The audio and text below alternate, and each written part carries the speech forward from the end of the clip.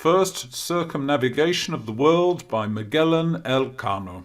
Audio theatre documentary.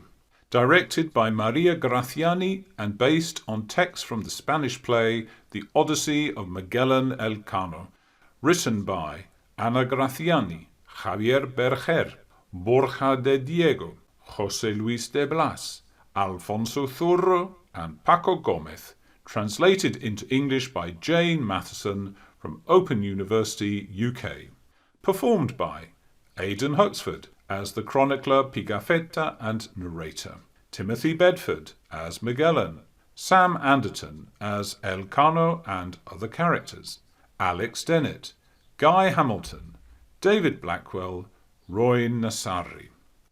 Original music composed by Francesca Bolton, with Renaissance music performed by Begonia Olavide. A Bookie Studio production sponsored by the Minister of Culture of Spain, Hispanex program.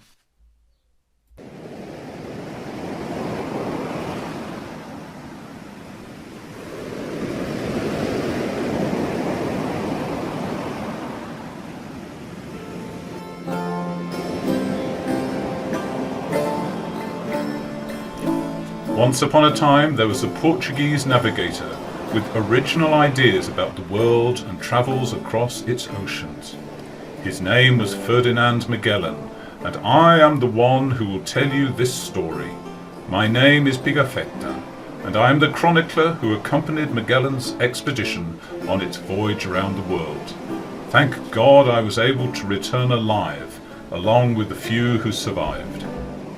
Previously, Christopher Columbus had sailed westward to the Indies in search of spices and other riches of Asia. In his travels, Columbus would find gold on the island of Hispaniola and in Central America, but he never found the Spice Island, which we now know as the Moluccas, part of modern-day Indonesia. After the Treaty of Tordesillas in 1494, the influence in the world had been divided into two by an imaginary line in the Atlantic Ocean. Spain had control of the western zone, which covered much of the American continent, as well as the Canary Islands. Portugal, on the other hand, would control the entire eastern zone, with territories ranging from Africa to the Indian Ocean and the eastern peak of South America. Because of this, Spain was very interested in a maritime route to Asia that did not involve sailing south along the coast of Africa and then heading east to India.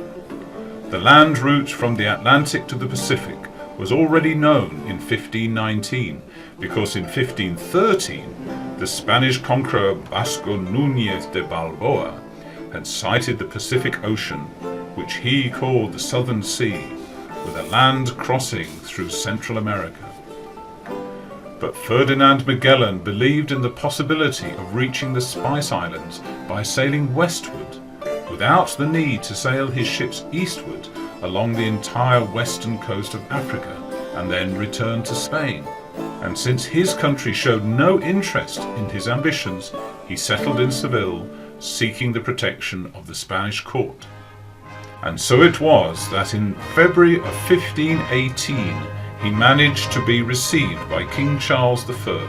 It happened in Valladolid, and among the various royal advisers were Friar Bartolomé de las Casas and the president of the Council of the Indies, Bishop Rodriguez Fonseca, a man with great power since the reign of the Catholic monarchs, where he had played a fundamental role in the discovery and colonization of the New World. His Majesty King Carlos, King of Spain, King of Castile, King of Aragon, King of Navarre, Supreme Sovereign of the Netherlands, King of Naples, King of Sicily, King of the islands and of the mainland of the West Indies. In the chamber, Light enters through 2 holes in the wall. The figures of the most important men of the empire are attentive and willing to listen to Ferdinand Magellan. Bishop Fonseca begins to speak calmly, but has his doubts about any sailor who comes to ask King Charles I of Spain for money. Senor Magellan, having presented His Majesty with a brief summary of your initiative, it is now your turn to take the floor. I, Ferdinand Magellan, navigated the eastern side of Portuguese waters for 7 years. My slave is a native of there, from the Molucca Islands. To them he owes his Christian name, Enrique de Malacca. Enrique, offer your respects to the king. Enrique has a great gift for languages, and has served me many times as an interpreter with the islanders. Your Majesty, there in the Moluccas I discovered thousands of riches to be harvested. Peppers, incense, myrrh, nutmeg, cinnamon, cassia, and especially cloves. Bishop Fonseca has his doubts about Magellan's proposal. Senor, we are aware of the great riches these spices bring to the Portuguese crown, and that we cannot obtain cloves, which are more valuable than gold itself, by sea. You, an experienced mariner, know that these islands lie within Portuguese waters. That's not entirely true, sir. Are you perhaps contradicting me? Bishop Fonseca wants to demonstrate his superiority, while Bartolomé de las Casas tries to keep the conversation flowing without any power conflicts taking place. So Senor Magellan says that there's a line drawn in the water. Yet water is a slippery and elusive thing. The Molucca Islands fall under Spanish jurisdiction. 24 years ago in Tordesillas, the world was divided into 2 halves. A line was drawn across the water on the map to mark where the 2 kingdoms of Castile and Portugal should sail, fish, and conquer new lands. The Sorrel charts show the Moluccas are located in the Spanish hemisphere. No one knows that for certain, Your Majesty. They all address their words to His Majesty, but His Majesty remains in silence, listening to them. The Moluccas belong to you, Your Majesty. Tordesillas divides the globe, but gives authorization to Portugal and Spain to sell the oceans so they can reach their own lands. Is that not the case? An insoluble problem, Your Majesty. Even if the Moluccas belong to Spain, sailing through Portuguese waters to reach them could upset the delicate balance that exists between our 2 countries. Who's talking about sailing through Portuguese waters? Are you concealing an alternative proposal? Perhaps. Are you interested? How dare you speak to me in this tone? We were informed about your lack of manners, but this is... I haven't come to ask for charity. I've come to offer my services to the Spanish crown. I have backers able to finance the main cost of this expedition. Don Cristobal de Haro, for example. I repeat, I haven't come to ask for charity. I'm here for justice, because justice has been denied me in my native land. This is not just a whim like changing from a Porto to a Toro wine. I've changed my name. I'm a resident of Seville. I've married an Andalusian woman and am expecting a child. That proves the extent of my Spanish naturalization. This is my home now, gentlemen. You are my king. I come to offer my loyalty and my skills, not to ask for charity. Because I, like you, have carried the faith with me every step of the way across the oceans. I have converted infidels and savages across the seas. And a man who lives for his king and his God, who is offering the crown a glorious and profitable venture, does not deserve to be treated like a beggar. We understand what you are referring to, Senor Magellan, and we don't hold any grudges against you. Isn't that so, Monsignor Fonseca? None at all. But we're jumping the gun without having weighed up the pros and cons of your venture. Speak. We are interested in hearing your proposal. A passage exists. A channel that crosses the south of the unknown land. An expedition which finds this passage could arrive at the Spicefields in 2 weeks, purchase the clothes, and return to Spain. Senor, are you claiming you could arrive at the Moluccas by another route? That was the original aim of Don Christopher Columbus. How? The Portuguese route follows the coast of Africa and crosses the Indian Ocean. We would go the other way, across the Atlantic, staying within Spanish waters, without breaking the treaty and without abandoning Castile's jurisdiction. Find this passage. How do you know it exists? The passage exists. It's the one that links with the Southern Sea, the sea that the explorer Núñez del Balboa discovered. The Moluccas are in that sea. The route is via that passage and it exists. Finally, after listening to both parties, His Majesty and Emperor Carlos I decides to speak. Senor Magellan, how will I be able to measure your loyalty if at any given moment the King of Portugal might decide to kill you or reinstate your services? Your Majesty, in the Battle of Azamor, I lost my horse, and a lance passed through my knee, causing me to be permanently lame. But we won. On my return, His Serene Majesty Don Manuel, King of Portugal, did not abide by the rules and did not compensate me fairly. Not for my horse, my loyalty, or my lameness.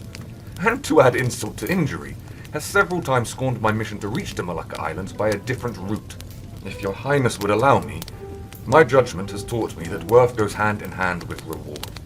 And with this great expedition to the Moluccas, I ask and expect so much of you, because I am investing everything. My life is my guarantee. There is no failure and no going back. This expedition must maintain strict observance to the treaty and to Portuguese waters.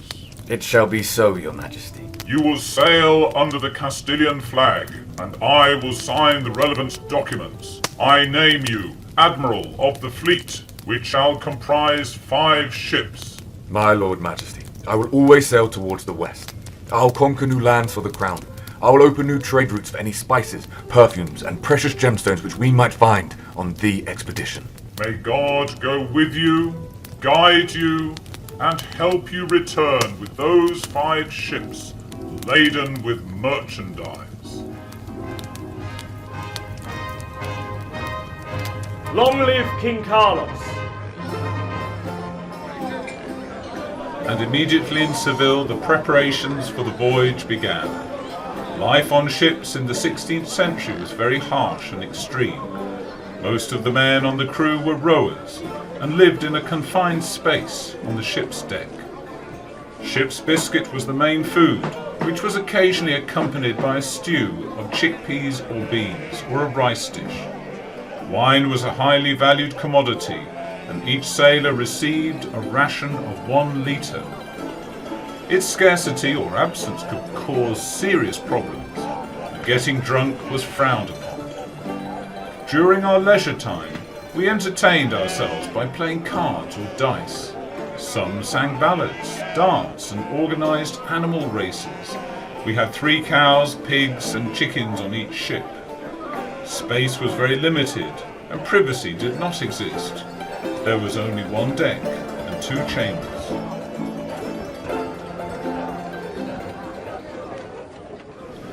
5 ships set sail: the Santiago, San Antonio, Trinidad, Victoria, and Concepcion. Once ready, we sailed down the Guadalquivir River to Sanlúcar de Barrameda. We loaded the last provisions, and on 20th of September 1519, we set off on our journey.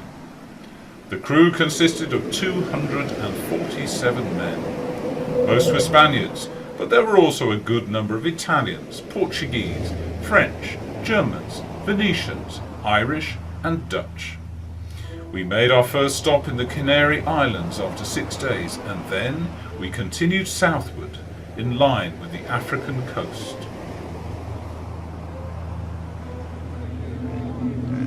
Cheer up, lad! He keeps seasoning the sea. Even the strongest and toughest have at some point thrown their guts up over the gunnel. Their souls as well, some of them. Leave their souls in peace. What's the matter with you? I'm not in the mood for jokes. Bad dreams? Terrible. What were they about? You don't want to know, lad. Why do you say that? This ship was adrift, and all of us on board were. Don't tempt fate. Go to hell! Don't talk about hell. It brings bad luck. I know. Well, what can we talk about on this ship? Our course. It wouldn't be so bad if someone explained our course to us. Aren't we going to the Indies? Further than that. Is that what they told you? They talked to me about the Spice Islands. What about you? I didn't ask, I just needed my pay. The sailors on deck drink and entertain themselves playing a game of dice, while the barber waits for the chief constable, Don González de Espinosa, to shave his beard and remove a boil that keeps oozing pus. How are we all? The barber drops a little wine on the alguacil's wound, while using the same razor to trim his beard and slice a piece of dry bacon. The sailors know that Espinosa often talks to Magellan, and they ask him to dispel uncertainties about the journey they have embarked on, which for many of them seems crazy. But in the face of hunger, embarking always solves a family's finances for several months.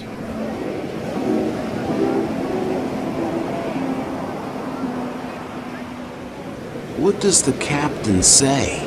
You mean Admiral. Choose your words carefully. I've just put shackles on Cartagena, on Magellan's orders. God save us! On Don Juan de Cartagena, the King's inspector? The very same, for disrespect towards the Admiral. Is it true what they're saying on the Victoria? Yes, they caught someone committing sodomy with a cabin boy. The scoundrel has been condemned to death. He'll be pardoned. He's just been hanged. My God, has the Portuguese gone mad? No, Magellan is strict when it comes to maritime rules and laws. He won't tolerate any misbehaviour. Be careful. Don Gonzalo, what's our course? Tell us, what do you know? Not much. Don Ferdinand Magellan doesn't let anyone see his navigation charts. At the moment he's insisting on going south. He says we will soon head west. To the Indies. Yes, and beyond. Do you trust him? He keeps his own counsel, but he's a veteran who knows the sea well. He's not telling us, but he knows where he's taking us. Yes, I trust him. Admiral Magellan has spotted the black clouds looming on the horizon like deformed monsters.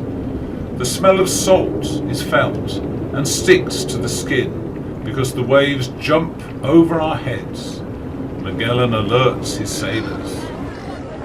All hands on deck, all hands on deck. What's happening? Course west, southwest. At last, we're changing course. And finally we crossed the Atlantic until we made a stop on December the 13th in a wonderful bay. We stocked up our provisions and rested from the journey.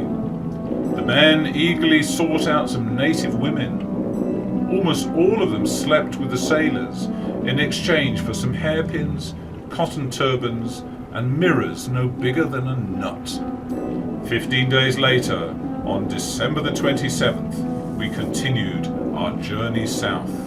The search for the passage to the other side is frustrating because our ships enter any bay or estuary hoping to find the passage.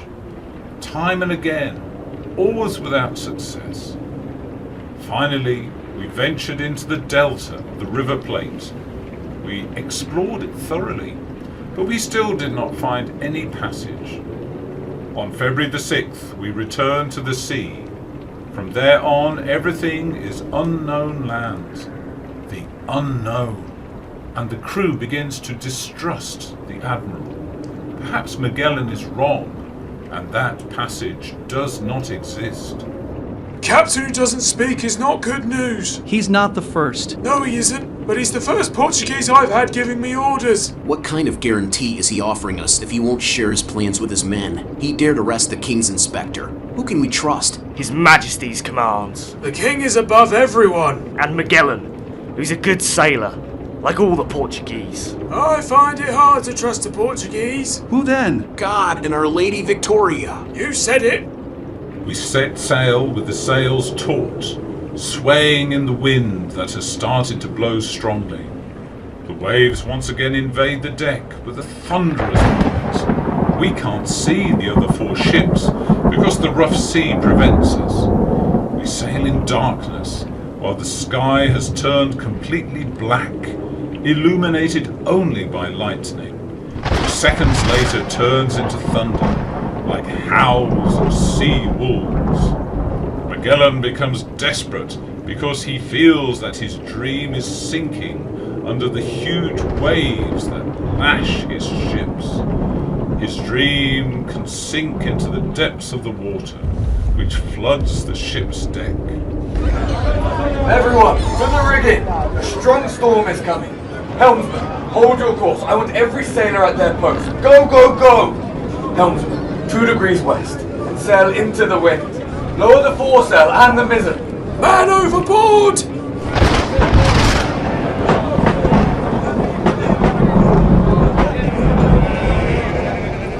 A rope to that man. Secure yourself to the hawsers. To the mast. Everyone, to the masts. We're sinking! Shut up! Hold this course. Hold. Our Father who art in heaven! Take pity on us, Lord! Take pity on us! Don't let the stern lantern go out. And to the Virgin of the Victoria. Hallowed be thy name! Light. Light for those who follow us. I don't want to die! Thy kingdom come! Bail! Bail! I can't swim! I don't want to drown! Thy will be done! More men! More men! I don't want to die! I don't want to! In heaven! I don't want to die! I don't want to! The storm's abating! Suddenly a clear patch of light opens up in the sky, blue like the sea that has started to calm down very slowly. The foam of the waves stops screaming and disappears gradually without noise. On the horizon, 2 of the other 4 ships appear, like ghost ships among the dissipating fog. Look! What's that? What's that? There, up above. A fire in the night.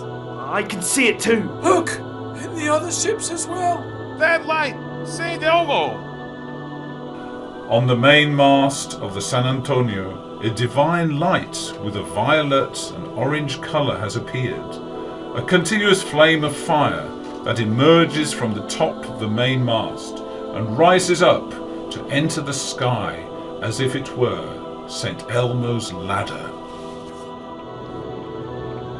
That light. I can see it too! St. Elmo! There's nothing to fear! I told you! That light. Light. Light for those who follow us. Father, Son, and Holy Ghost! He loves us, even though we're sinners. He guides us and protects us. The storm's abating. For the first time we have seen the light that sailors call St. Elmo's fire. We all believe it is a miracle and that God is with us, that he has not abandoned us. But for the moment, nothing could be further from the truth. After many other storms, terrible hunger, and freezing weather, on March the 30th, 1520, 6 months into the voyage, we took refuge in a natural port that we named San Julian.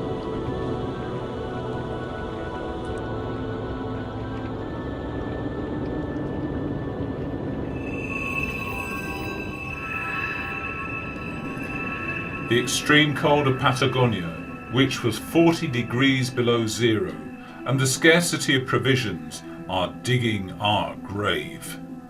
At the end of March, after 6 months of journey, Magellan has decided to reduce the food rations for the crew and to build warehouses on land for the provisions. With fishing and hunting in the coastal area, he hopes to obtain enough food to resume the journey soon. Anchored in San Julian, several officers and representatives of the king demand that their captain cease his advance, considering the expedition a failure. It is impossible, under these conditions, to find the passage to the southern sea.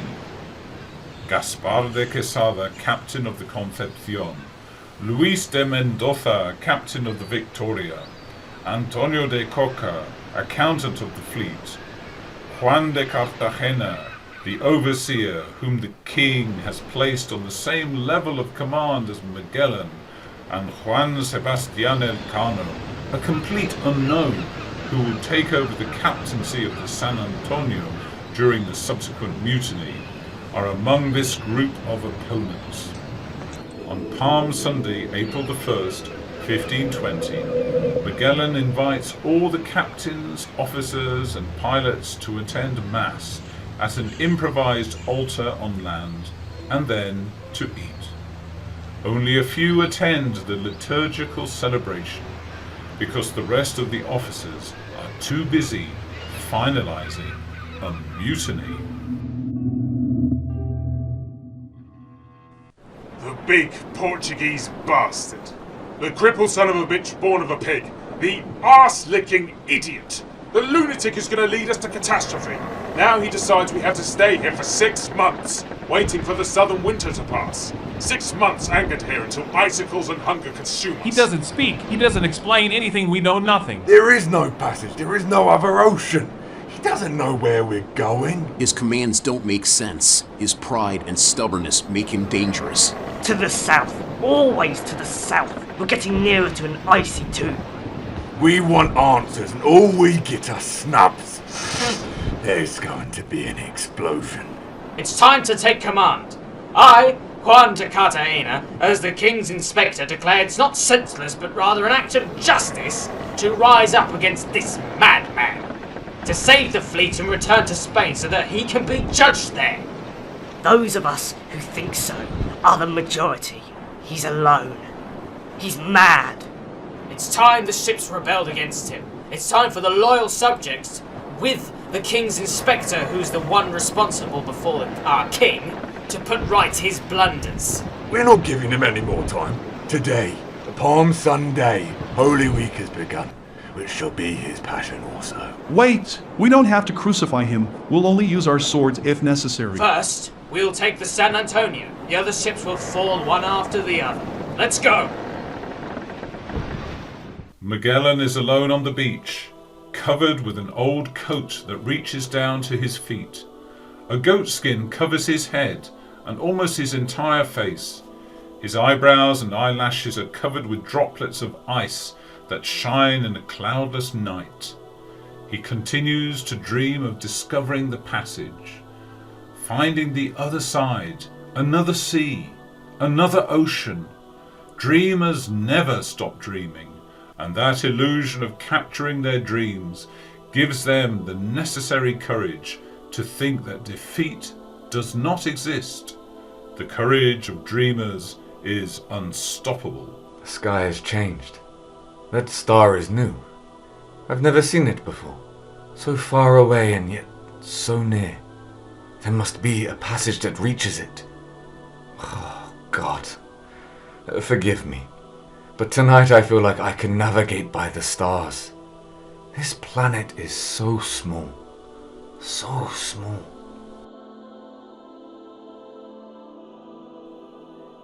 In the early hours of the next morning, Juan de Cartagena starts the mutiny.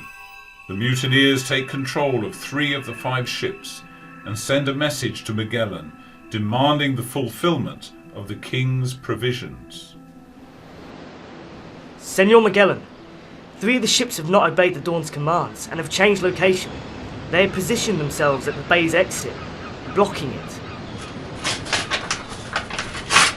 Quesada declares himself in command of the fleet. He has seized control. He says, because of the degrading treatment which the men are being subjected to, he promises to increase food rations, not to put their lives in danger, and return the fleet to Spain. Despite the seriousness of his situation, Magellan manages to remain calm, and taking advantage of the fact that his enemies cannot go out into the open sea, and seeing that he has only the Santiago and the Trinidad, he sends a skiff with 5 armed men to deliver what is supposed to be a letter of surrender. No, we are 2 ships against 3. They are stronger than us in all aspects. We have to fight. We'll fight. Point their cannons towards that ship loaded with cowards. They're whining about danger and worrying about the sea's fury. I've taught them to tame storms, to face the impossible, to reach unknown lands that no one has ever set foot on. I am the admiral of this fleet and have orders from the king. No renegade will hold me back. I will apply the law and execute the mutineers in the name of our king. The rest of us will carry on.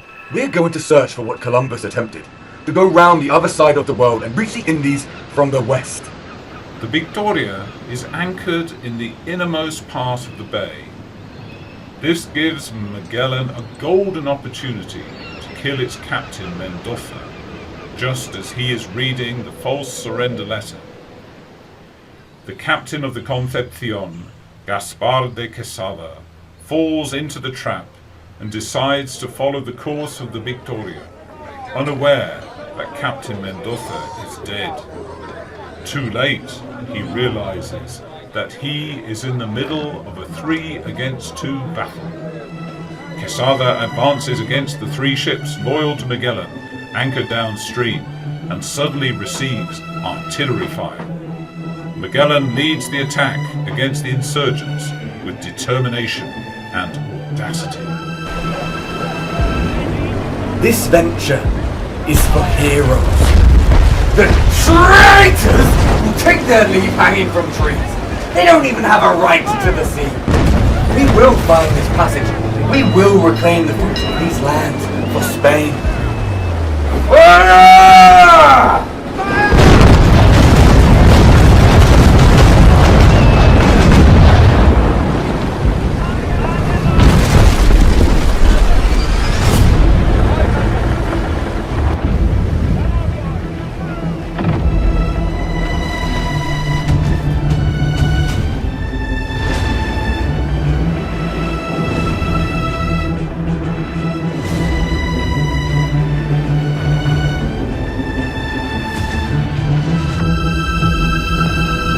The Concepcion is taken easily, even though its men had sworn to resist until death, and the San Antonio surrenders later upon realizing its inferior position.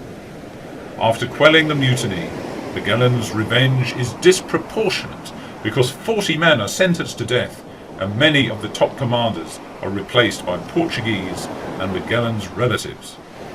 However, if those 40 men are executed, Magellan would compromise the future of an already decimated expedition, and he ultimately pardons them, including Elcano's condemnation. Only those who led the mutiny, Luis de Mendoza and Gaspar de Quesada, are beheaded, and their bodies are left to rot on a gallows for the 5 months we are waiting for the austral wind to pass in southern Argentina, as a constant reminder that no one can challenge Magellan. The clergyman Pedro Sanchez de la Reina and Juan de Cartagena are sentenced to exile on April the 7th, 1520, and we leave them abandoned on the coasts of Patagonia with 2 bags of biscuits and 2 bottles of wine, which is like leaving them to a slow and merciless death.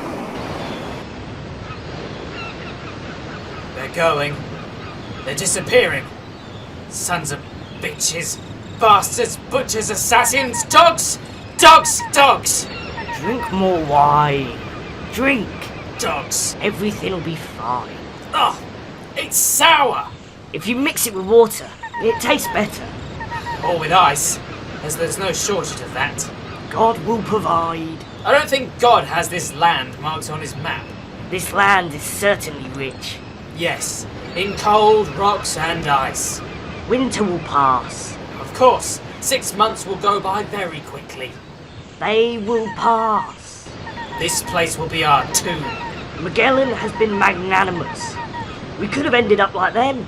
Where's the 3rd pipe with my name on it, Portuguese? You didn't dare kill the King's Inspector. The same king that named me Admiral, I, Juan de Cartagena, am the one who protects the Crown's interests. I have instructions to take command in any eventuality. I did not rebel, I fulfilled my obligations to stop Magellan's madness. On your return, if you return, you'll be hanged by the balls, Portuguese devil. Juan. Poor Mendoza. He was already dead. What sense was there trying and decapitating him? The Admiral has right of life and death over the entire crew. More than 100 men rebelled against the Portuguese.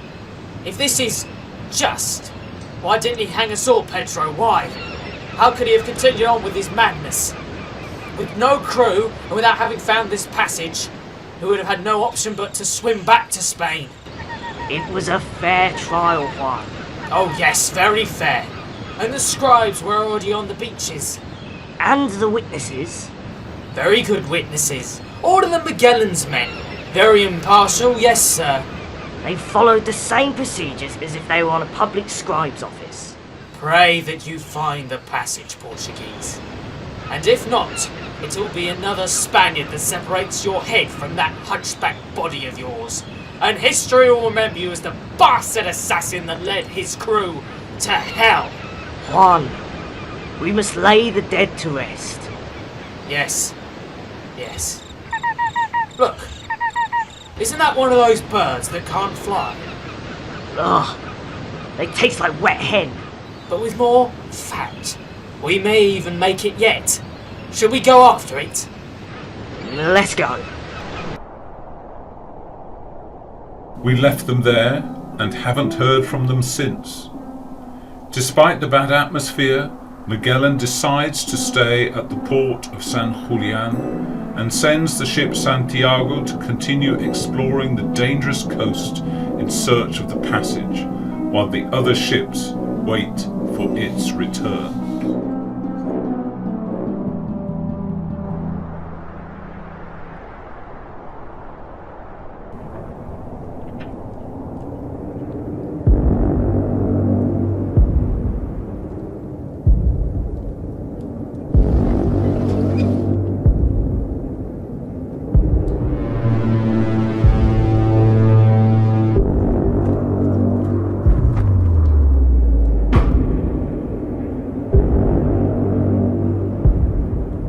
Admiral! Captain! Look! What's happening? They're coming! Over there! On the beach! Savages are approaching along the beach! Shoot! No, wait to see what they want. To kill us! Are they Patagonians? They don't seem that to. What should we do? Wait till they get here. Fire! No! Help! Help! Help, please! I heard heal. Do they speak the Christian language? They're murdering natives. Bastards. They're Spanish, they said. Is that right? Shoot! Don't shoot, for God's sake! From among the rocks that hit the waves, two ragged men with various wounds on their arms appear. They approach us, dragging their feet, exhausted. Magellan stops them. What is this? Who are you? We're your men. So many sorrows, and you don't even recognize us. What are you doing here? Asking for help. Where have you come from? From the south, as you commanded. Santa Madonna, we've spent 12 days walking over icy crags, eating weeds and thorns. Licking snow from the rocks. Are you deserters? How can we be deserters if we're here? And the rest, did they flee? No, nobody fled. We followed your orders, Captain. Did you find the passage to the other ocean? No, we didn't find it. And what is there further south then? Misfortune. A big river, but it's not navigable. A small bay. Tell the truth. Were you thrown into the sea? The sea itself threw us. And where's the ship? Run aground, unsalvageable, broken, irreparable, lost forever. And the crew? They stayed there. Alive? Most of them. All bar one. Who? The captain's page who screamed whilst the ocean swallowed him. Poor creature, here against his will and finally dead, swollen and adrift. We'll tell you everything, but give us a blanket and something to stave off our hunger. Come on, give them what they ask. The shipwrecked men eat and drink with eagerness, almost without time to breathe or continue recounting what happened with the Santiago.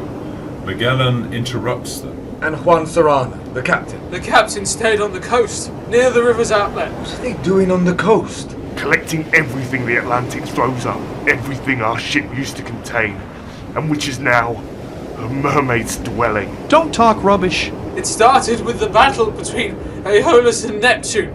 The latter attacked with his trident and the former repelled with noisy shrieks. No, that's not how it happened. He's losing his mind. And the sea became bold with the storm. Heavily. It started to rain. The arrogant sea came aboard the wretched ship, but without being invited. The clouds rained and rained. We employed all our skills and seafaring diligence. Between the confusion and the storm, we spent hours detaching the ropes and shifting sails. In vain, the captain's sails became a tangled mess, a ball. Haul in the mainsail! Quickly, everyone to the mizzen, to the foresail! The mast is splitting, the rudder is not responding. Repair the breach, water's coming in. Nothing. We lost the rudder and remained lying to. And so we were up against the cliffs, against the sheer rocks, confused shouts, the din of pleas coming from the mouths that one moment were kissing the sky. The next were drowning in the waves, drinking the sands from the ocean floor, the seaweed and the coral. In the end, the ship ran aground. It became still paralyzed then embraced each other or grabbed whatever part of the ship they could. Others remained alone with no support like the captain's page. The black sky at our feet, the open sea in front of us, death was appearing in every glittering shaft of light, wishing to hunt all of us. Healthy men praying to Saint Estrella, or Allah, or whomever. We ran out of solutions, with no remedy or hope, when the wood from the bottom creaked and we watched as the mast fell, splitting the ship in two, as if we were a nut in the hand of a giant. The Santiago now rests in Neptune's arms. Destiny wished us to run aground in a cove, and we left. We left the belly of the caravel from amongst the wood as if it were born again, newly born from the wreck of the Santiago. We reached the shore swimming with clumsy strokes, fighting against the swell, vomiting salt. Thanks to these men who set out to warn us of the shipwreck, we were able to rescue the crew of the Santiago and many of their belongings. Finally, on August the 21st, 1520, the remaining 4 ships left the port of San Julian and continued south.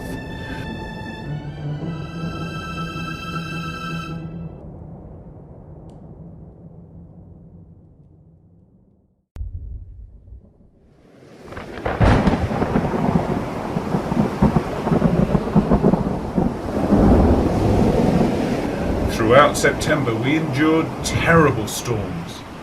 On October the 21st, we entered a wide bay that led us to numerous rivers and small islets. To explore this complicated area, 2 ships search the channels every day, while the other 2 ships wait, and thus we are slowly advancing through this maze. Today it was the turn of the San Antonio and the Concepcion to go out exploring. The 2 ships ventured into very dangerous and sometimes narrow places.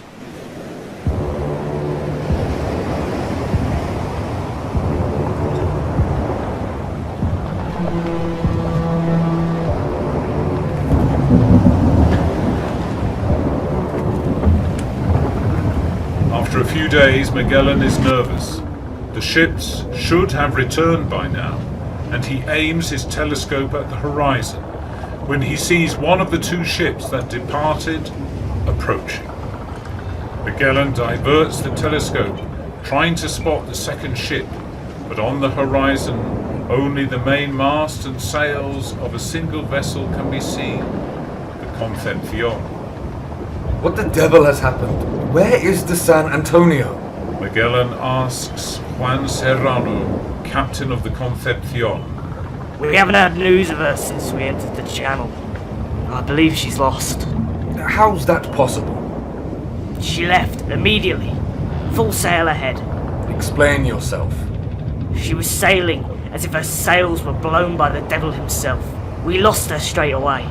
She could have been shipwrecked. Who knows? We've seen how treacherous these seas and rivers can be. Okay, this is what we'll do. We'll wait for 4 days, but we won't be idle.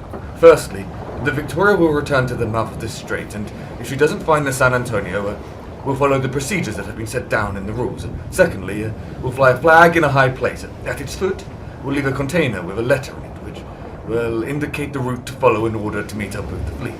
We'll put 2 more signs in the first bay and another one where we saw the seals. Thirdly, the Concepcion will await the return of the Victoria near to the river we call the Sardine River.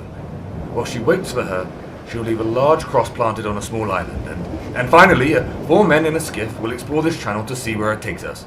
Chop, let's not waste time. Disheartenment fills the hearts of the crew, but Magellan persists with his dreamed objective, to find the passage to the other side. The morning is clear when a small boat arrives from the last exploration, and Magellan asks them, never losing hope. Tell me, what have you found? Following the course of this river, you come to a bay where there are enormous whales. And after the bay? We decided to climb a mountain to see whether we could make out some kind of end from its summit, and we saw it. Magellan insists. What did you see? The ocean, Captain. An open ocean. The ocean? Yes, Captain Magellan. An ocean of intense blue. We've never seen anything like it. Have you heard? This is the strait we have been searching for. The new ocean can be found a few days away from here. Finally, the strait we have wished for. Now everything falls into place. I can encompass the world, place it in my hand, feel its weight, as if I were a giant and the earth simply an orange. I can rotate it, feel it, appreciate its ribs, the big mountains that make up its ranges, the waters of its seas and rivers. I feel its weight, the weight of the world. And these heavenly birds that fly across the heavens so quickly, where have they come from? Where are they going to? The crew embraces each other with tears in their eyes, and the wine flows down their throats as we sing joyful songs of praise to God. Magellan has retired alone. He doesn't want anyone to see him cry with happiness. With his eyes misty with tears, he looks up at the sky and thanks the Virgin of Victory for his dream fulfilled. In that state of excitement, he remembers the men who are missing and the San Antonio. What do you know of the San Antonio? Nothing. It's a shame that she's disappeared now that we have finally found the passage. May God protect the San Antonio wherever she may be. We won't search for her or wait for her any longer. Sailors, to your posts! We have discovered the passage between the Atlantic and the Southern Ocean. Glory and fame will be ours for centuries to come. The San Antonio did not sink. Its crew mutinied. They killed Captain Mesquita and decided to return to Spain by the same route we came from. Now only 3 ships continue the journey: the Trinidad, the Concepcion, and the Victoria. We will finally cross the strait, which we will name the Strait of Desire, and we will head for the Moluccas!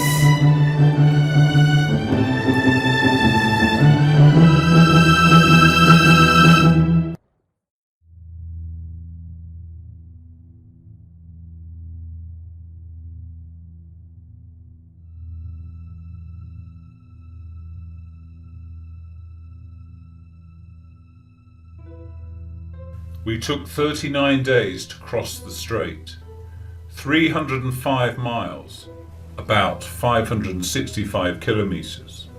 On November the 28th, 1520, 1 year and 2 months after our departure, we entered the Southern Sea, which Captain Magellan has named the Pacific.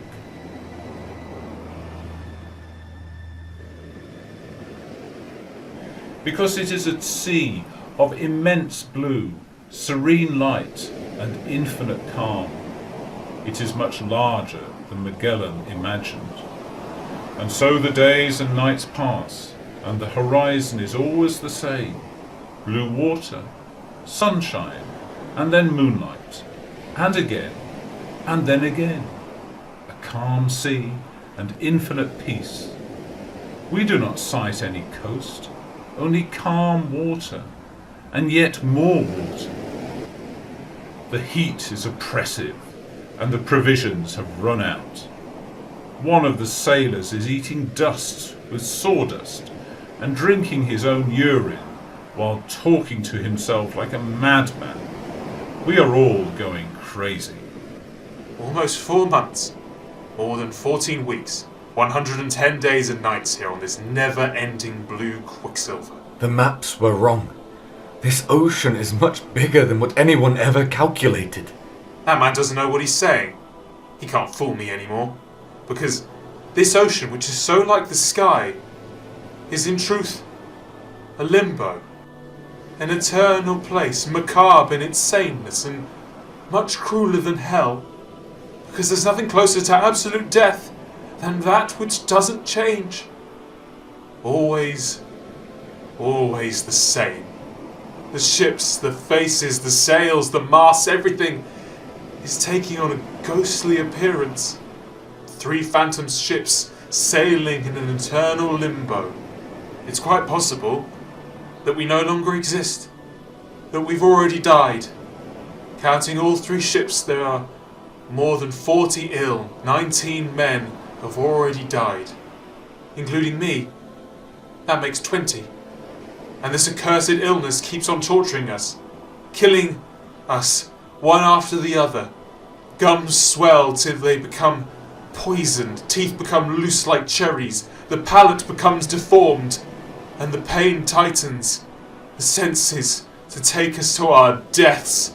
When one of the sailors is about to throw the shroud of a dead man overboard, another sailor pleads with him. Don't throw it away.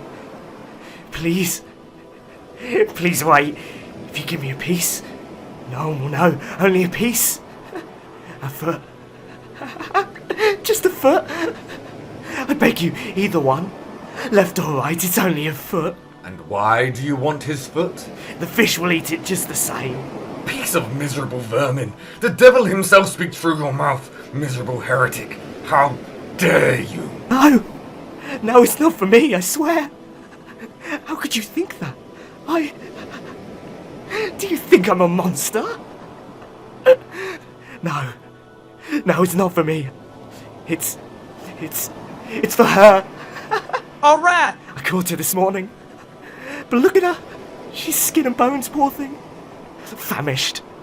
If I could manage to fatten her up a bit, I could sell her for half a ducat of gold. Half of it for you. Half the money. Or half the rat if you'd prefer. Men that eat rats! Rats that eat men! Throw it in the sea! My rat! My rat! My rat! God has condemned us for wanting to discover the true extent of the earth that He created, for daring to place ourselves on the same level as Him, for wanting to circumnavigate a world which we believed is round. Round! How can the world be round? Our God has extended this sea, this calm and everlasting ocean, to punish us men for our insane curiosity. Forgive us, O Lord.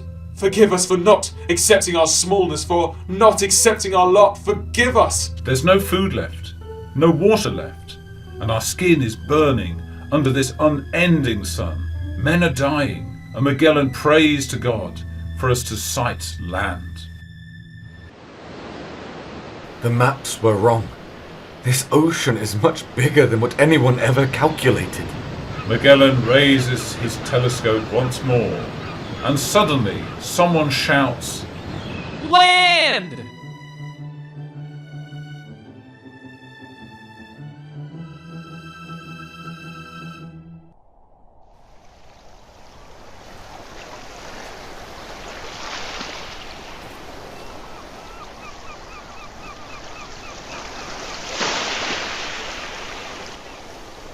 We arrived at an island that we immediately named the Island of Thieves, due to what happened to us next. There seems to be mountains and greenery. Trees. Praise be to God, we're saved. It was the 6th of March, 1521. 3 months and 8 days after having left the Strait, a year and a half after embarking on the journey, we saw... The island is inhabited. Boats are approaching. The islanders are coming. Watch how they row. Look, they glide through the water like snakes. The sails are made of palm leaves. They're naked. Their bodies painted in black and red. They're here already. They're boarding the Conception. Get them down. Tell them we're not going to do anything to them. That we've come to trade. They're in the rowing boat in the bow. Get them down from it. Careful. Watch out. They're cutting the ropes. They're taking the rowing boat. They're taking it away. That boat is the king's property! What are they doing? What are they doing? The natives steal everything that crosses their path, and don't stop laughing. They have the appearance of thieves, for just as they arrive, they leave with their loot. Drop the anchor. Start the maneuver. Hold on to the mainsail. Pull in the yard. Lower the port anchor. Let's go. No time to loot. At dawn, we'll retrieve everything that belongs to us. We'll teach those savages a lesson, sailors. Let's get food and water. 40 sailors, armed and protected under the light of God and the dawn, disembark on the island of Thieves. We were going to take back all that had been stolen from us. The sailors set fire to the huts of the natives and they flee, some disappearing as if by magic. Prepare the ships. Weigh the anchors. Aren't you going to negotiate with the natives, Captain? It's impossible. These people know no law. They have no chief or king, nor do they worship a god. They don't understand the concept of property.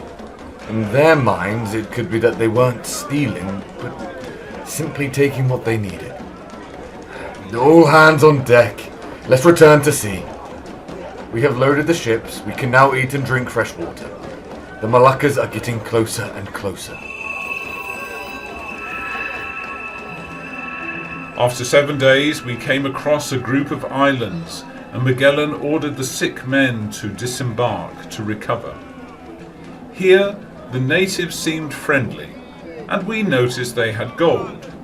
But Magellan prohibited trading with gold, because our gold was the spices.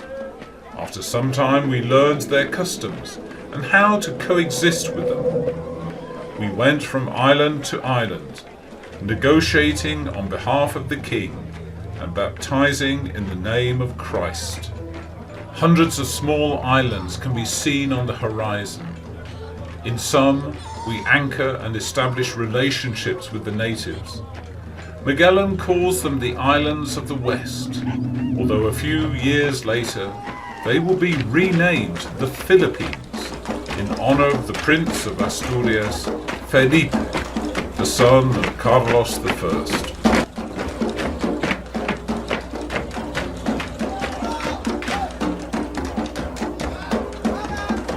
Magellan has become a blood brother of some of the kings of several islands. They both cut their chests, put their blood in a cup, and both drink half of the glass mixed with wine. But Magellan never loses sight of his mission, to demonstrate his military might by having his musketeers fire into the air. Magellan makes sure to show what he has on his ships. Apart from treasures, he displays gunpowder, shotguns and cannonballs, javelins, pikes, spears, swords, everything to impress the natives.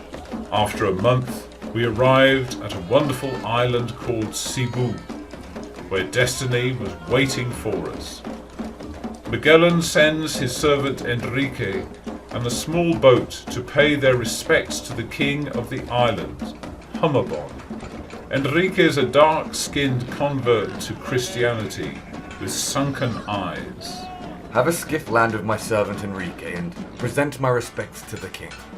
Juan Serrano, the former captain of the sunken ship Santiago, is confused by Magellan's recent behavior and questions his decisions. Are you worried, Captain? Why? Should I be, Serrano? Perhaps you've heard that some of the men cannot understand why, now we've recovered from so many calamities, we're not heading straight for the Moluccas? Are they unhappy, perhaps? Now that they've been able to eat, drink, and lie with beautiful women. Now! Don't take it the wrong way, Ferdinand. It's true that, having been through hell itself, the days in Massawa have been an absolute paradise. Blessed be these islands. Despite not being the Moluccas. That's what I mean. To fulfill our mission and be able to return home as soon as possible. Is it the men who don't understand, or you?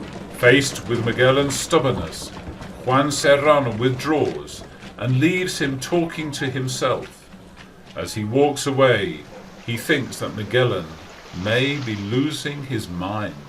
An error in my calculations has led me to discover this fertile archipelago, with its friendly people, gold in abundance. What sort of subject would I be if I didn't conquer it for the Emperor Carlos and the Kingdom of Castile? The servant Enrique enters the ship's cabin and approaches Magellan very excitedly after the visit to King Humabon to announce the arrival of the expedition. So, Enrique. They understood me, my lord. What do you mean? Did the king understand that we come in peace? The king understood my language, which I haven't spoken since I was sold to you as a child. This means we are close. Close to where I was born. Magellan moves away a little, as if he needed his own space to assimilate the momentous occasion on his own. What did the king of Cebu say? King Humabon is a powerful monarch. He was grateful for our show of friendship and our willingness to establish trading agreements, but added that it's obligatory to pay a port tariff to enter his island. How could he demand such a thing? The little chief of this island dares to demand a right of entry tariff. We will never pay it. That's what I told him, senor. I told him that my master, the Admiral of the Royal Armada, would never pay such a tariff, but the king insisted. He even summoned a rich Muslim merchant to confirm that he had paid the tariff willingly.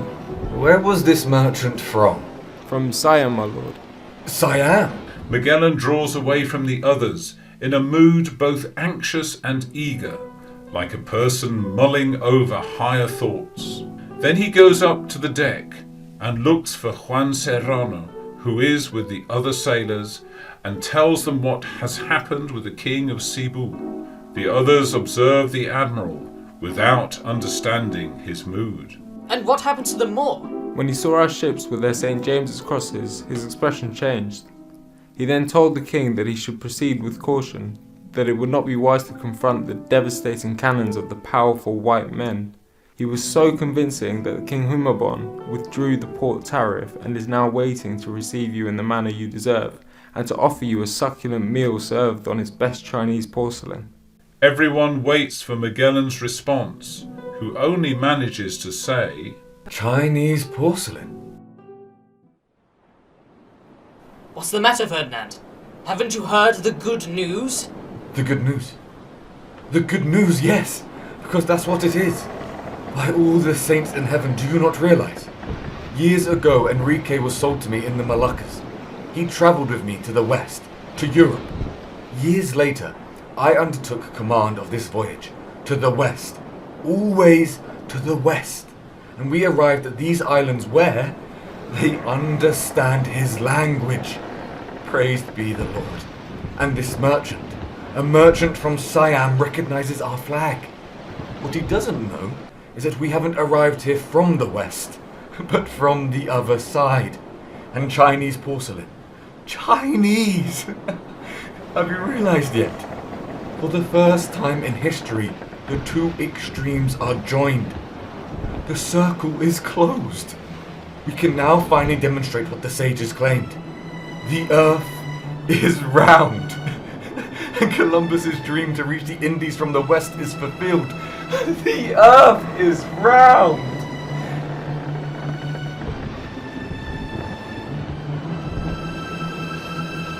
At this moment, one of the greatest discoveries of the planet has been confirmed. The Earth is round. And we have verified it because, for the first time, we have circumnavigated the Great Sphere. Magellan has not only found the passage, but it has also proved the spherical geometry of planet Earth.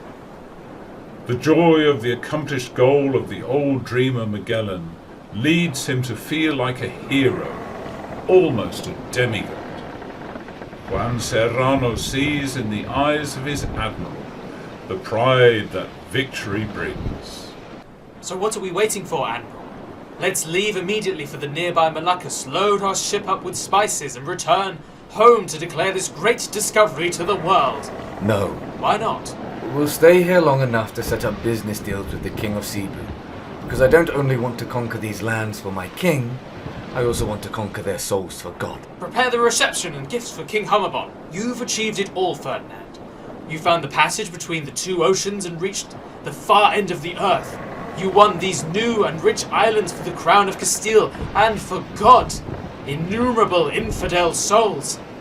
You must surely consider it time to set off on the return home journey. No. Why not? First, we have an issue to resolve.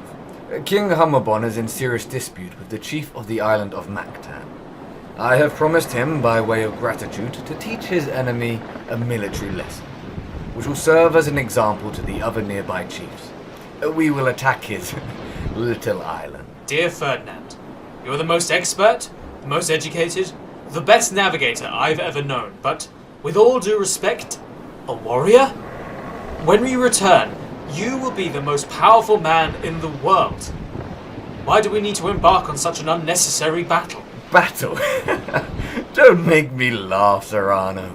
We'll confront a handful of Indians with bamboo lances. It won't be a battle. It'll be a stroll in the park. And from there to the Moluccas. And from there, home. The news that Magellan has decided to do battle with Lapu Lapu, King of Mactan Island, and that he will have to do it alone, does not sit well with the crew, who have been doubting their leader since they arrived in the Philippines, even doubting his mental health. Before the men enter the battle, the ships will be at risk of being captured, warns Juan Serrano. Magellan finally decides not to take all his men and orders the ships to stay away from the coast.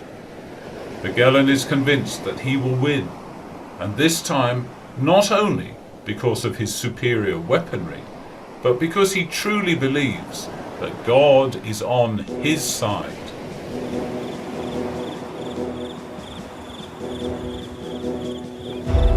At midnight on April the 27th, 1521, 60 men set out in the boats that had landed far from the island of Mactan, about 800 meters away, to keep the ships safe.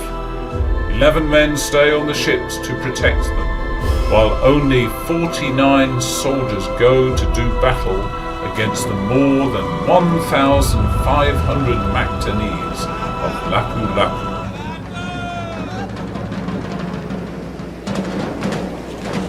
Water up to their knees, they begin to walk through the sea to the shore.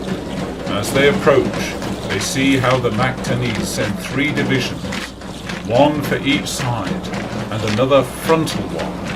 And upon seeing this, Magellan divides his division in 2. The Mactanese send out a rain of bamboo arrows.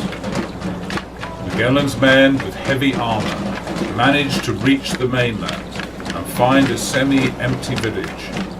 Hurriedly, Magellan orders the houses to be burned to terrorize the villagers, but suddenly hundreds more men come out and charge against our men without mercy. God! Where did so many Indians come from? Look, they're like ants. Now there are more than 500 on the beach alone. They keep coming from everywhere, even from beneath the sand. There are thousands of them! They're surrounding our men! They're going towards the captain! They're only interested in the captain! They've injured him! Magellan realizes the seriousness of the situation and orders a retreat. Meanwhile, the mortars from the ships are unable to do anything because they are too far away, and we begin the retreat. The rain of stones and arrows persists. They're coming for me because they know who leads you.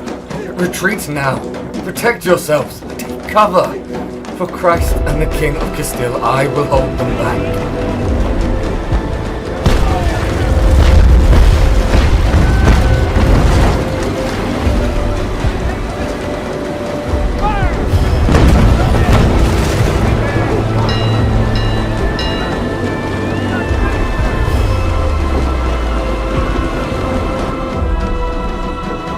There are too many of them. We're beaten. Let me fight. Go back to the ships. You attach so much importance on courage, senor. More now. Flags are only there to do business. The men must abandon the beach. They've already left, Captain. Then you leave too. I'm injured. Poison. Can't you see? This is where my end begins. Go back to the ships and don't look back. Get out of here! Yes, senor. Deity Sal. God save you. Victory or death, if not to heaven, will go hand in hand to hell. Fight against this admiral. I'm waiting for you, savages. I will leave the mark of steel on your skin. You will see the signature of a devout Christian. Come on, Indians. Come to me. Flee! Flee to the ships! This is madness. He turns round to make sure his men are safe.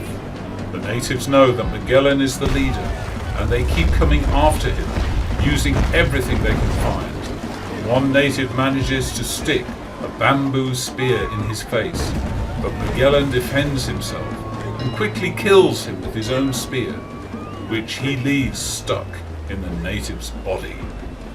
Trying to lift his own sword, he realizes that he can't, because he is also injured in his right arm. Magellan is going to die, and he keeps looking back to see if his troops are already safe on the ships.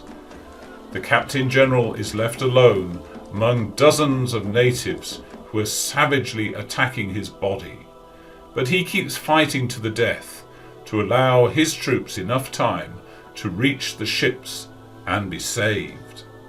Let my blood flow into this sea and mix with the waters I have sailed. I vow to God that you will remember me forever. Fight. Fight against the Admiral of the Spice Armada. Harder. More. Mother? Is that your face? The conquistador, half dead, lies on his back and looks up at the sky. He makes a few feeble stabs at nothing and reaches his hand up towards the sun, as if trying to touch an apparition. The indigenous soldiers of Lapu-Lapu approach the dying body of the Captain General slowly, and with a sudden gesture, they pounce on Magellan with their spears.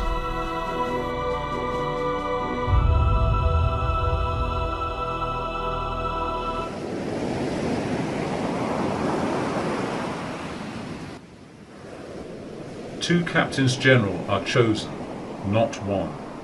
The Portuguese Duarte Barbosa and the Spanish Juan Serrano. But something is going to change their plans.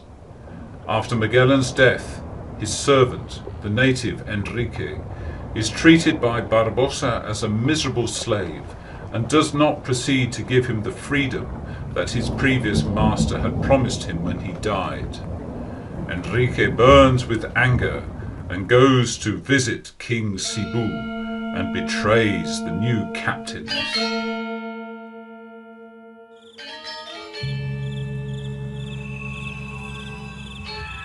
Rahahimubon, you asked for my help from my Lord Magellan to defeat Lapu-Lapu on the neighbouring island of Mactan, but we were defeated.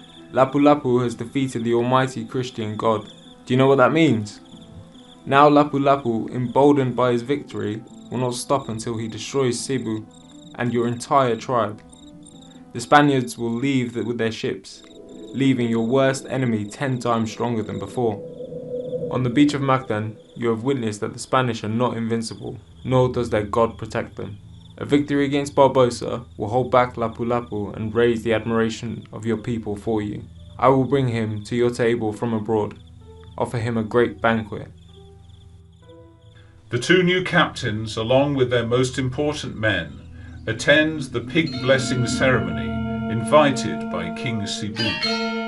Under the light of torches and the sound of drums, while receiving offerings of fish, rice sweets, and millet wrapped in leaves, they are betrayed, and our men are attacked from behind during the banquet. Betrayal! Betrayal!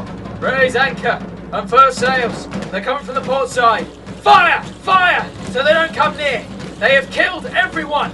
In the massacre, 37 of our men are beheaded, including our two captains.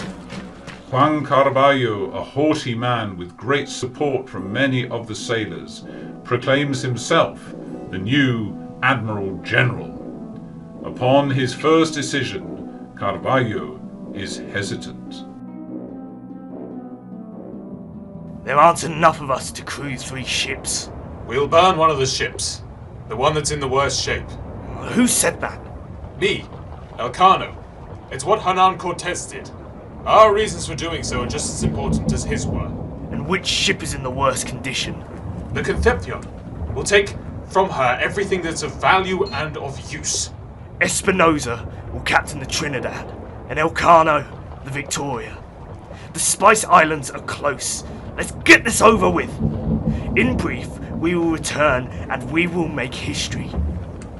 Open your lungs. Can't you smell the cloves and cinnamon? We spent almost 2 years on board ship and we are now but a step away.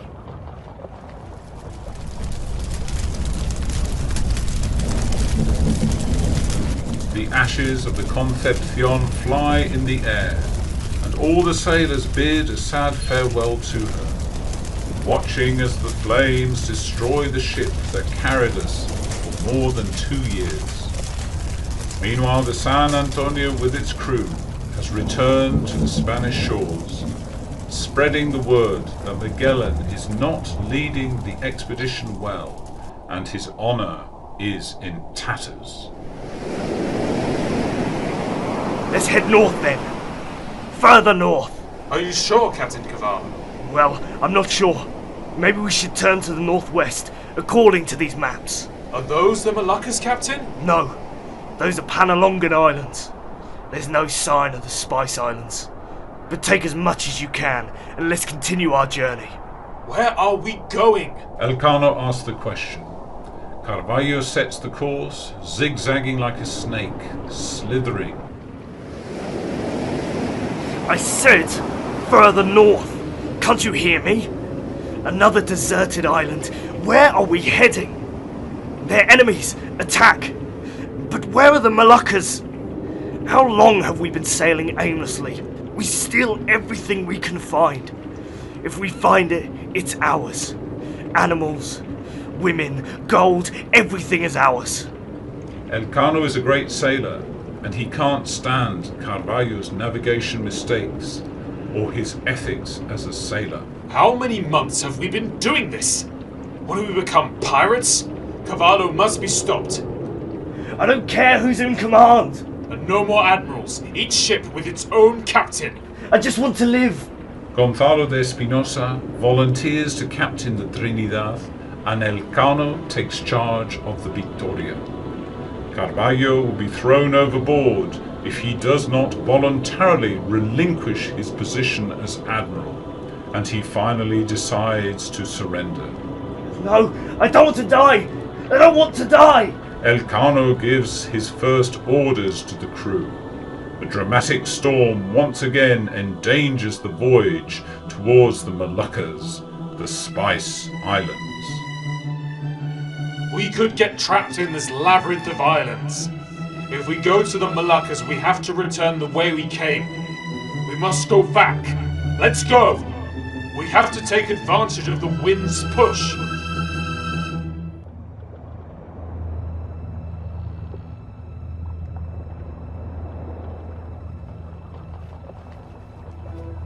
Boat flees from us, and we pursue them to see if they can lead us out of this maze of islands, but they attack us. We open fire and fight. We kill 7 men, and there are 11 left whom we take as prisoners on the Victoria ship. One of the captured men claims to be from the Moluccas. On November the 7th, 1521, after 2 years of travel and 6 months after Magellan's death, we arrived at the Molucca Islands. Tidore, Ternate, Motea, Makian. The islands of the Moluccas. Prepare samples of goods to show their king. We'll send 16 men to negotiate. The rest stay on board, and be watchful of what may happen. My friend, Pigafetta, haven't you dreamed like me of finding these islands under this blazing sun?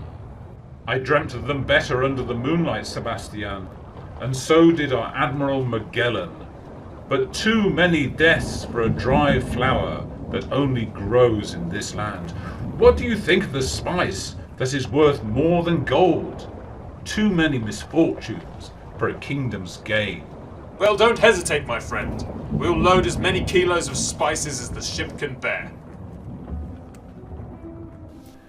We trade scarlet cloth made of silk and velvet, axes and all kinds of iron tools, knives, swords and armour for soldiers, scissors, combs, caps, glass and gold cups, mercury, cinnabar, copper, in exchange for cloves, pepper and other spices more valuable to us than gold and silver. A Portuguese interpreter, a renegade from his own crown, accompanies us before the Raja and warns us that Portuguese enemy galleons are searching for us in the high seas. The ships were full to the brim. We can't fit in another drain. Captain! Tomorrow, at dawn, we set sail. Sebastian, we can't set sail. The Trinidad is taking in water. Let's not think about it any longer. You must set sail as soon as possible. What do you say, Espinosa friend? And leave you here? Go on board the Victoria and leave you all you can. Here we'll work non-stop to reach you. If the worst comes to the worst, we'll see you there. In Spain? Yes, in Spain. Are you still determined to sail westwards? Yes, definitely. I prefer to go back the way we came. The west is not a promising course. It belongs to the Portuguese, and crossing the Indian Ocean, which we don't know, rounding that Cape of Death. The only two ships left from the expedition take different courses. On April the 6th, 1522, the Trinidad is repaired and sets sail from Tidore, loaded with 50 tons of clothes. After 10 days, the Trinidad heads northeast, trying to catch the westerly winds, but fails to find them, probably due to the summer monsoon. Its captain, Gomez de Espinosa, is a better soldier than sailor. There are several deserters, and most of the sailors on the ship suffer from scurvy. 30 men die, and only 20 are left to crew the ship. Elcano, in command of the Victoria, encourages his crew, who have very little strength, and almost no faith left to continue with the voyage. Sailors of the Victoria, my good companions, come and listen. Listen to me. We are about to depart and I have to set the course, but I cannot do it alone. Just as I cannot steer a ship with my 2 arms, I cannot force your souls. I am not ordering you. I am asking you to follow me to the west. Yes, the route is dangerous. A ship that has departed and returned sailing always to the west is unknown to the world. But we are going to achieve it for the first time in the history of navigation. 5 months after setting sail, Espinosa turns the Trinidad ship around towards the Moluccas when they are attacked by the Portuguese, who find only a sinking ship and a dying crew. The Trinidad sails back to Ternate, where its sails and rigging are removed. The ship is caught in a storm and breaks apart. Meanwhile, the Victoria, under the command of Elcano, sails westward.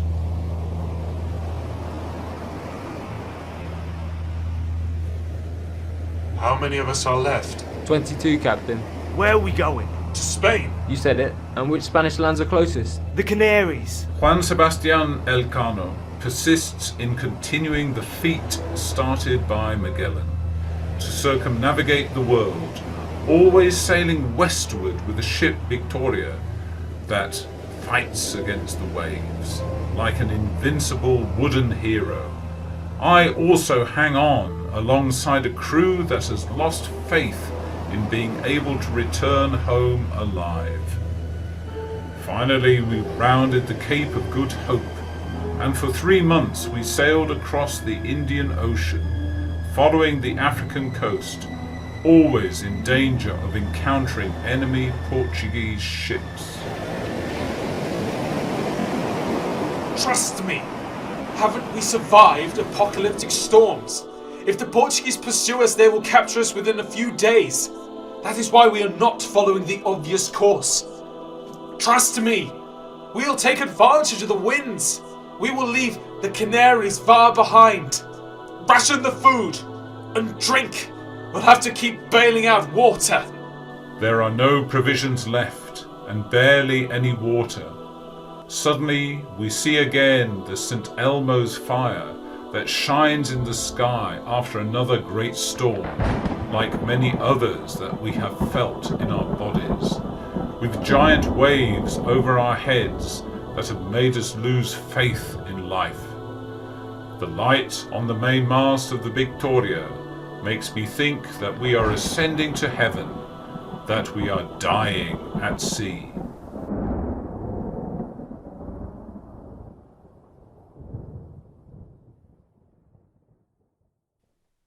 Do you see that? It's the shadow of the Cape of St. Vincent! Hang on to that sail! 2 more to the pumps! And now towards the Bay of San Luca. Be strong, all together! There's the Guadalquivir. We're back! Can you hear? It's the bells of Seville welcoming us! Can you hear them? It's been only 3 years. We've returned! We've returned! We've returned! We've returned! We've returned!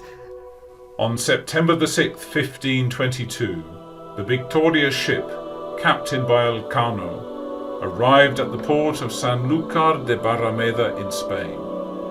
18 sick and exhausted men, 13 Spaniards, 3 Italians, including myself, 1 Portuguese and 1 German. The Victoria is in such bad shape that it has to be towed upstream to Seville. We had done it. All we needed to do was to persist with courage and have destiny on our side. Of the 5 ships that set sail 3 years ago, the ship Santiago was shipwrecked. The San Antonio deserted midway through the journey and returned to Spain. The Concepcion was burned due to its poor condition and inability to sail. The Trinidad was attacked by the Portuguese, and what was left of the ship was destroyed by a storm. Only the Victoria, living up to its name, and the bravery and perseverance of the great sailor Sebastián Elcano, returned victorious to the Spanish coast after completing the first circumnavigation of the world, confirming that planet Earth is indeed round.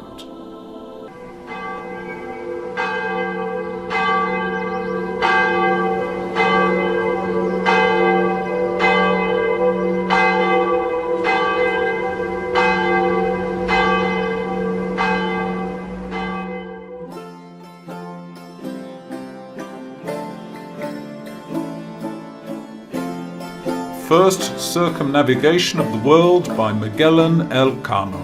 Audio theatre documentary. Directed by Maria Graziani and based on text from the Spanish play The Odyssey of Magellan Elcano. Written by Ana Graziani, Javier Berger, Borja de Diego, José Luis de Blas, Alfonso Zurro and Paco Gómez. Translated into English by Jane Matheson, Open University, UK. Performed by Aidan Huxford as the chronicler Pigafetta and narrator, Timothy Bedford as Magellan, Sam Anderton as Elcano and other characters, Alex Dennett, Guy Hamilton, David Blackwell, Roy Nassari. Original music composed by Francesca Bolton, with Renaissance music performed by Begonia Olavide. A Bookie Studio production sponsored by the Minister of Culture of Spain, Hispanex Program.